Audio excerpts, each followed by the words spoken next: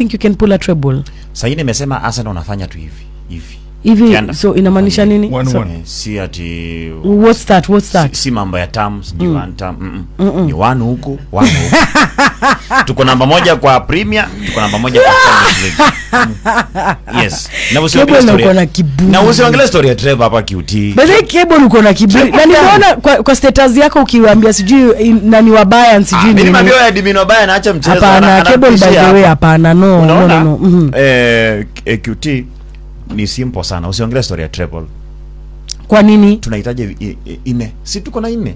FA. Amwezi toboa zote. Amwezi toboa zote nne. Mtafika mahali mtakuwa na fatigue. Champe, EFL na hiyo FA.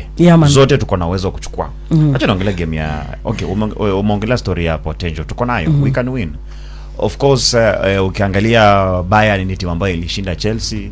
I think ilikuwa 3-0. Ikakuja kumshinda PSG kama iko na red card. Diaz alikuwa amepata kadi. But jana wamepata like watu ambao wanawazidi maarifa kidogo. Ukiangalia upande wa possession ni nini, Bayern walikuwa juu. But kitu ambayo ilisaidia Arsenal ni confidence. Like amwezi come mtupigie kwetu. 2 Harry Kane sijui Kompany alikuwa amemwambia nini jana. Harry Kane alikuwa anacheza akirudi. Mimi sijawahi ona striker mwenye anacheza akirudi ndani. Striker inafaa unacheza from midfield ukienda mbele kufunga mabao. Lakini Harry Kane sijui alikuwa ameambiwa nini. Mtu mwenye alikuwa anatoka jana ni Olise. I think kitu Kompany alikuwa ameambia jamaa, alikuwa amewaambia enda pale Harry Kane hao jamaa anajua watakukimbilia. Wasahau Olise afunge. Na jana Olise alikuwa ameshikwa. Ile bao ambayo Bayern walipata, Joshua Kimmich alipatia Gnabry kule juu cross. Alafu Gnabry akapatia huyu boys mdogo sana. Mimi huyo boys akofiti. Huyu boys mimi natamani acheze Germany. Ule mwenye alifunga bao kwetu. Boys kanoma kandoa Karl.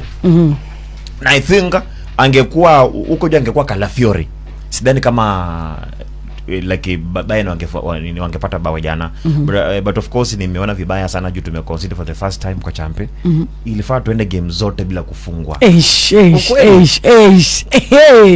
Kiburi yake. Jana nani ameulizwa after game, nimeona rais akaulizwa akasema wanakukompea sana na Kaisedo. Akasema hata mimi mkinikompea na Kaisedo sina shida. We don't play the same number. Okay, what in the mid, lakini kuna mwenye anacheza role fulani. But yako tu sawa, amesema ako tu sawa. Yeye amesema ako tu sawa. Ana pressure. Sunday alafu wenye kianda amesema Kompany akaulizwa akasema anatamani kucheza na Arsenal tena.